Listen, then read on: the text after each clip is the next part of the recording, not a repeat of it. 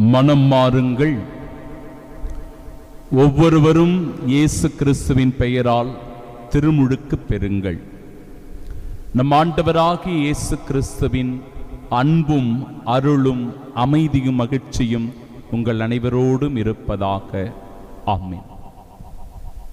அன்பிற்கு பிரியமானவர்களே, உயிர்ப்பு பெருவிழா நல்வாழ்த்துக்களை தொடர்ந்து உங்களுக்கு தெரிவித்துக் கொள்வதன் வழியாக உயிர்ப்பு பெருவிழா நமக்கு தருகிற படிப்பினைகளை இந்த நாட்களில் நாம் அறிந்து கொண்டே இருக்கிறோம். அதில் ஒன்றுதான் உயிர்ப்புக்கு சாட்சிகளாக வாழ்வது. சமீபத்தில் இந்த உயிர்ப்பு பெருவிழாவை கொண்டாடுவதற்காக இந்த பங்குதளத்தில் இருக்கிற யார் யாரெல்லாம் கிறிஸ்துவின் மீது அன்பு கொண்டிருக்கிறார்களோ, கிறிஸ்துவை அறிந்து கொள்ள ஆசைப்படுகிறார்களோ, விருப்பப்படுகிறார்களோ, இந்த ஆலயத்திற்கு வருவார்கள், போவார்கள். ஆனால் திருமுழுக்கு பெற்றிருக்க மாட்டார்கள்.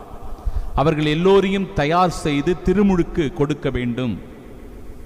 இந்த பாஸ்கா திருவிழிப்பின் போது அவர்கள் அனைவரும் திருமுழுக்கு பெற்று கிறிஸ்துவின் சாட்சிகளாக இருக்க வேண்டும் என பிரியப்பட்டு அவர்களுக்கு மறைக்கல்வி வகுப்புகளை கொடுத்து கொண்டிருந்தோம். ஒரு குடும்பமும் ஆர்வத்தோடு கிறிஸ்துவை ஏற்று பின்பற்றுவதாக வந்தது. குடும்பத்தில் கணவன், மனைவி, பிள்ளைகள் 2 பேர். இந்த 4 பேரும் திருமுழுக்கு பெற வேண்டும் என்று வந்தார்கள். ஓரிரு நாட்கள் வகுப்பிற்கும் அவர்கள் வந்தார்கள். இந்த மனைவிக்கு எல்லையில்லாத ஆசை. நான், என் கணவன், பிள்ளைகள் எல்லோரும் கிறிஸ்தவர்களாக நாங்கள் மாறப்போகிறோம், கிறிஸ்துவை பின்பற்றப் போகிறோம், இந்த ஆலயத்திற்கு வரப்போகிறோம், என்னுடைய பிற நண்பர்களோடு நாங்கள் சேர்ந்து கொள்ளப் போகிறோம் என்கிற சந்தோஷத்தில் இருந்தால் அந்த மனைவி. நாட்கள் கடந்து சென்று கொண்டிருந்தது. இந்த கணவனுக்கு கிரிக்கெட் ஆடுற பழக்கம் உண்டு. கிரிக்கெட் ஆடுவதற்காக சென்ற இடத்தில் அவனுடைய நண்பர்கள் ஏதோ சொல்லி அவனை குழப்பி விட்டார்கள். அதனால குழம்பி போன அந்த கணவன் வீட்டிற்கு வந்த உடனே மனைவி, வாங்க நம்ம சர்ச்சுக்கு போகலாம் அப்படின்னு சொன்ன உடனே, சர்ச்சுக்கெலாம் நான் வரமாட்டேன், நீயும் போகக்கூடாது அப்படின்னு சொல்லிட்டு இருக்கிறான். ஏங்க திடீர்னு என்னாச்சு உங்களுக்கு? நல்லா தானே இருந்தீங்க, வேணானா வேணாம், சொல்ற பேச்சு கேளு அப்படின்னு சொல்லி சண்டையிட்டு இருக்கிறான். இந்த திருமுழுக்கு பெறுவதற்கு ஒரு வாரத்திற்கு முன்பாக அந்த சகோதரி வந்து என்னை சந்தித்து கண்ணீரோடு, மிகுந்த வேதனையோடு, ஃபாதர், நான் ஞானஸ்தானம் வாங்கணும்னு ரொம்ப ஆசைப்பட்டேன், ஆனால் இப்போ முடியாது, என் கணவனுக்கு பிடிக்கல, என்னையும் போகக்கூடாதுன்னு தடுத்துட்டாரு அப்படின்னு சொல்லி மிகுந்த வருத்தப்பட்டு கண்ணீரோடு அவர் அந்த இடத்தை விட்டு நகர்ந்து சென்றார். பிரியமானவர்களே, இன்றைய முதல் வாசகத்தில் நான் பார்க்கிறோம்,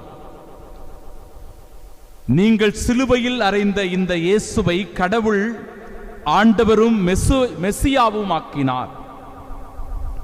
இதை சொன்ன உடனே அங்கிருந்தவர்கள் உள்ளம் குத்தப்பட்டவர்களாய், ரொம்ப முக்கியம் அதுதான், ரொம்ப உள்ளம் குத்தப்பட்டவர்களாய் பேதுருவையும் மற்ற திருத்தூதர்களையும் பார்த்து, சகோதரரே, நாங்கள் என்ன செய்ய வேண்டும் என்று கேட்கிறார்.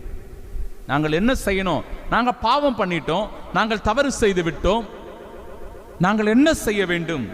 உடனடியாக பேதுரு சொல்லுகிறார், நீங்கள் மனம் மாறுங்கள், உங்கள் பாவங்களிலிருந்து மன்னிப்பு பெறுங்கள், கிறிஸ்துவின் பெயரினால் திருமுழுக்கை பெற்றுக் கொள்ளுங்கள், தூய ஆவியானவரை கொடையாக நீங்கள் பெறுவீர்கள். இந்த மகத்துவமான உண்மையை சொல்லிக் கொடுக்கிறார். மனம் மாறுவது, பாவத்திற்காக மனம் வருந்தி மன்னிப்பு கேட்பது, கிறிஸ்துவை பின்பற்றி நடப்பது, தூய ஆவியினுடைய வல்லமையை பெற்றுக்கொள்வது. என் அன்பு சகோதர சகோதரிகளை, நாம் எல்லோரும் கத்தோலிக்க இறை நம்பிக்கையாளர்களாக வாழ்ந்து கொண்டிருக்கிறோம், கிறிஸ்துவை ஏற்றுக்கொண்டிருக்கிறோம், கிறிஸ்துவினுடைய வார்த்தைகளை அனுதினமும் வாசிக்கிறோம், தியானிக்கிறோம். இந்த மனநிலை நம்மிடத்தில் இருக்கிறதா? நல்ல மனமாற்றம் நம்மிடத்தில் இருக்கிறதா? பாவத்திற்கான மன்னிப்பினை பெற்றுக் கொள்ளுகிறவர்களாய் நாம் வாழ்ந்து கொண்டிருக்கிறோமா, இருக்கிறோமா? கிறிஸ்துவுக்கு சாட்சிகளாய் இருக்கிறோமா? தூய ஆவியினுடைய வல்லமை நம்மிடத்தில் செயலாற்றுகிறதா? சிந்திக்க வேண்டும் அன்புக்குரியவர்களே. இன்றைய நற்செய்தி வாசகத்திலும் இதை நாம் பார்க்கிறோம். மகதலா மரியா ஒரு அறியாமையில் இருப்பதை பார்க்க, அறியாமையில் இருக்கிறார். இயேசுவை கண்டும் காணாதவராக, அவரை தோட்டக்காரராக நினைத்துக் கொண்டு, ஐயா, என்னுடைய ஆண்டவரை நீர் எடுத்துக்கொண்டு போயிருந்தால் எங்கே வைத்திருக்கிறீர் என்று சொல்லும், நான் அவரை மீண்டும் எடுத்துக்கொண்டு வருவேன் என்று சொல்வதை பார்க்கிறோம். பிரியமானவர்களே, கண்ணீரோடு வேதனையோடு இருக்கிற மகதலா மரியாவை ஆண்டவர் திடப்படுத்துவதை பார்க்கிறோம், உறுதிப்படுத்துவதை பார்க்கிறோம்.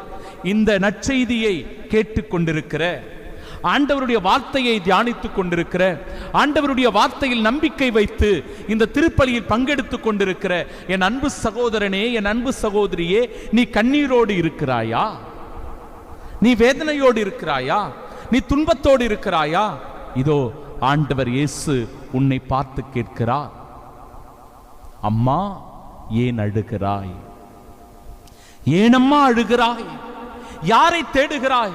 எதற்காக நீ அழுகிறாய்? எதற்காக நீ வேதனைப்படுகிறாய் என்று சொல்லி ஆண்டவர் இயேசு மகதலா மரியாவருடைய கண்ணீரை துடைத்தது போல, அவருடைய வேதனையை தணித்தது போல, அவரை திடப்படுத்தியதை போல, அவருக்கு ஊக்கத்தையும் உற்சாகத்தையும் கொடுத்தது போல, இந்த திருப்பலியில் பங்கெடுத்துக் கொண்டு இறை வார்த்தையை கேட்டுக் கொண்டிருக்கிற என் அன்பு சகோதரனே, சகோதரியே, உன் கண்ணீரையும் துடைத்து உன்னையும் உயிர்த்த ஆண்டவர் திடப்படுத்துகிறார். உயிர்த்த ஆண்டவர் உனக்கு மன உறுதியை கொடுக்கிறார். உயிர்த்த ஆண்டவர் உன்னையும் ஒரு சாட்சியாக வாழ அழைத்து தருகிறார். மனம் மாறுங்கள், மன்னிப்பு பெறுங்கள், கிறிஸ்துவின் சாட்சிகளாக வாழுங்கள்.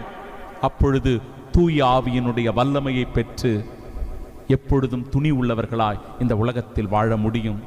தீமையை எதிர்க்க முடியும். சாத்தானுக்கு எதிராக குரல் கொடுத்து வெற்றி வீரர்களாய் இந்த உலகத்தில் வாழ முடியும். எப்படி இயேசு ஆண்டவர் மரணத்தை வென்று உயிர்ப்புக்கு சாட்சியாய் மாறினாரோ, நாமும் தீமையை அகற்றி வெற்றி வீரர்களாய் நம்பிக்கையோடு கிறிஸ்துவின் சாட்சிகளாய் இந்த உலகத்தில் வாழ முடியும். ஆமீன்.